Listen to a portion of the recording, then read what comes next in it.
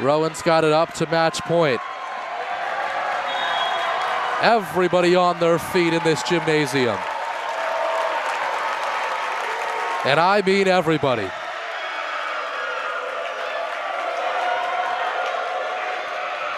Albrecht saves the point. Hutchinson to Kelleher. Kelleher, it's returned quite nicely. Kira Bradley tries to shut it down twice, and she does! Back left corner.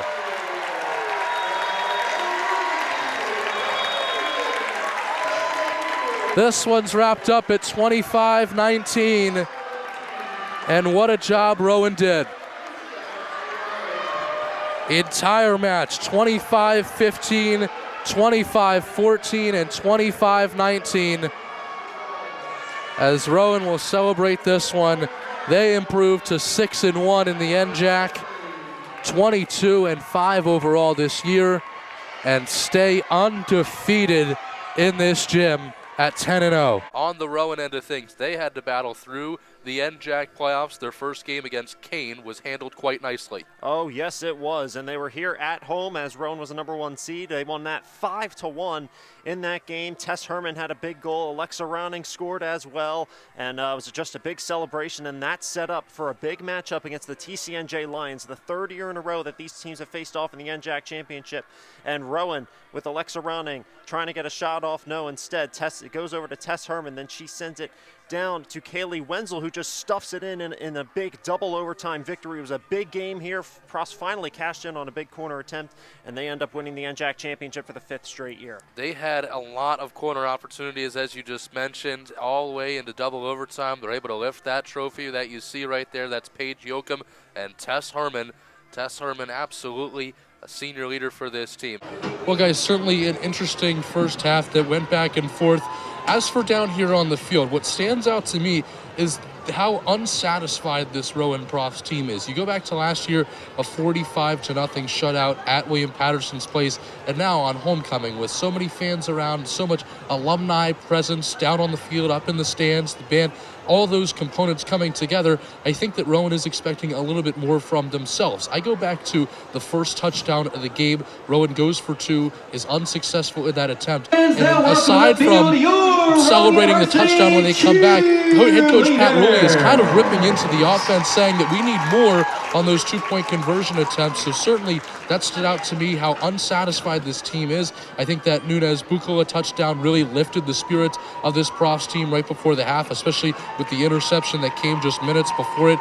Kind of a Rowan team that really, really wanted more out of that second half. The Bukola touchdown certainly lifted the spirits on this sideline, but still never wavering, it seems, in that first half. They want to see more in the second half. Looking forward to seeing how that kind of looks in the 3rd and 4th quarter. Back to you. She's going to have a free position. And Rowan can now win the game from 8 meters out. They've got 4.7 on the game clock. It will run at the start of this, and Elena Corson could win the NJAC semifinal from 8 meters out. Most prolific scorer in Profs history. 8 meters away, Luke. This could be the dagger. Corson fires and scores! 2.6 remain, but Elena Corson has put the Profs up by 1 for the first time since 1-0.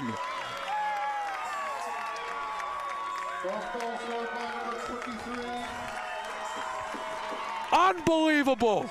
With our All Access Athlete of the Week, Maddie Rothwine from the women's lacrosse team. Maddie, thanks for joining me. And we got to start with your draw control performance over the last 2 games. A school record on Saturday in draw controls, 30 total over the last 2 games. What's been working for you inside the circle in the last 2 games? No, yeah, it's a 3-person game. I mean, I have Lex and Elena that go out there with me, and I do a good job communicating to them and them communicating right back. So I mean, I do a good job boxing out so I can grab those balls, and if I don't come up with them, I know they have every single grab ball. So.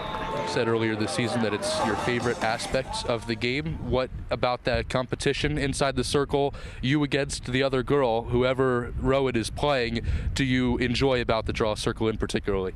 I think of it as like make it, take it. So, I mean, we score a goal on defense, on offense, and then we come right back and I try and win the ball back for my team, and that's just how I play. I mean, if I know I don't come up with it, I know Elena or Lex will.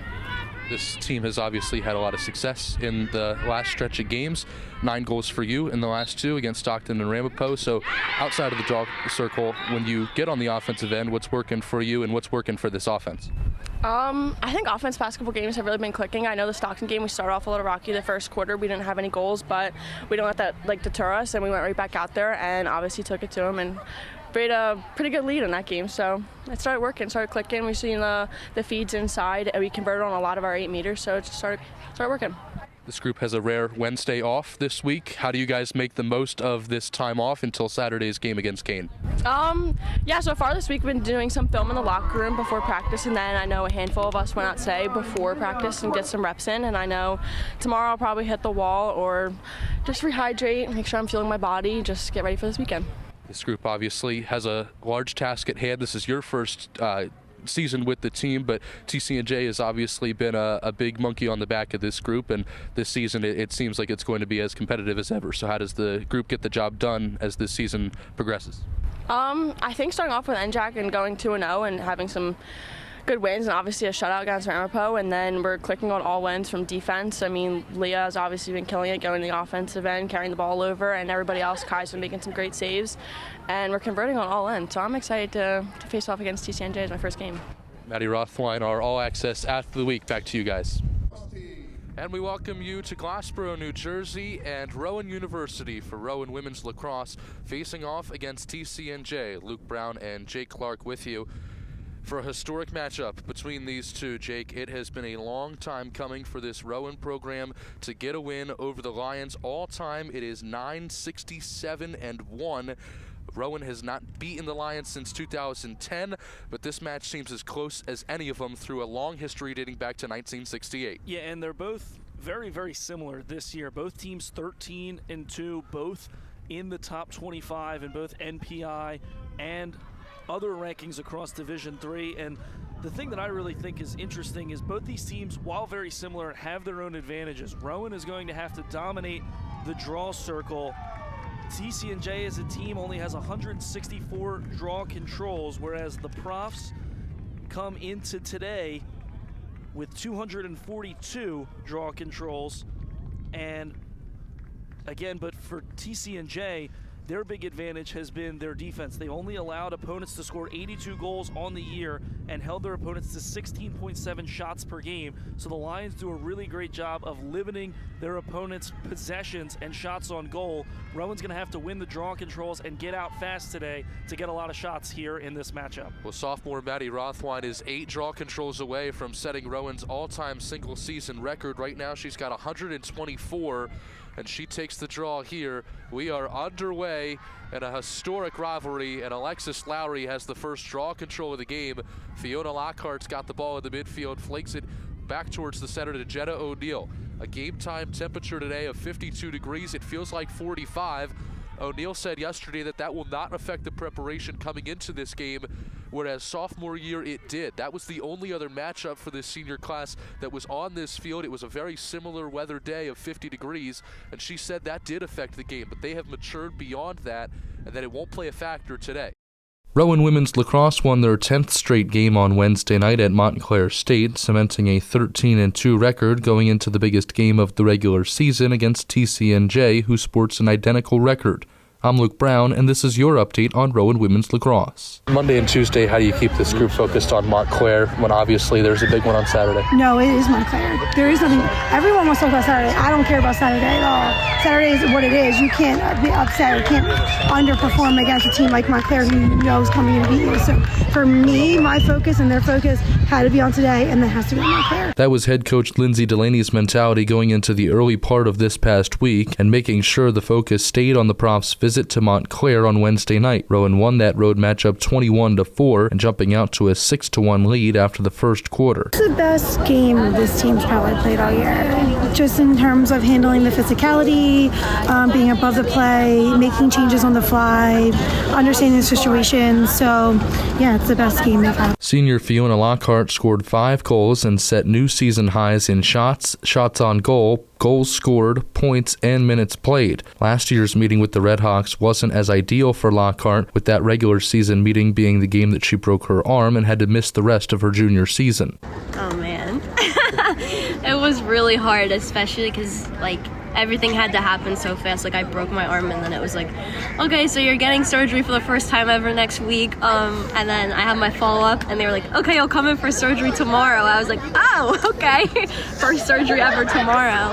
And I was literally in surgery, I think, while we were playing Montclair for the second time. Sophomore Maddie Rothwine added 26 more draw controls through the past 2 games. Now she'll need just 8 more to break Shannon O'Brien's 2013 record of 131 draw controls in a season. I thought Maddie did a great job. I knew their player is more physical, so it's not necessarily she goes for ball, she goes for your stick check. So Maddie missed that part of practice today where we rep that out, so she had to figure out how to adjust to it, and I thought she did a wonderful job adjusting to it. Now the Profs get set for a highly anticipated meeting with TCNJ on Saturday. Rowan and TCNJ have met in 8 NJAC championship games since the conference began running a tournament in 2014. The all-time series between the two heavily favors TCNJ at 67 wins, 9 losses, and 1 tie. The last time Rowan won the matchup was in 2010, but Rowan is ranked 1 spot ahead of the Lions in the IWLCA National Division III poll and 8 spots ahead in the NCAA National Power Index. I think doing the same thing we've been doing. You know, I said before we have an answer for everything. So I think, yeah, we just keep practicing the same way we have been, taking it to each other at practice and getting ready for the big game. I'm Luke Brown, and that was your update on Rowan Women's Lacrosse.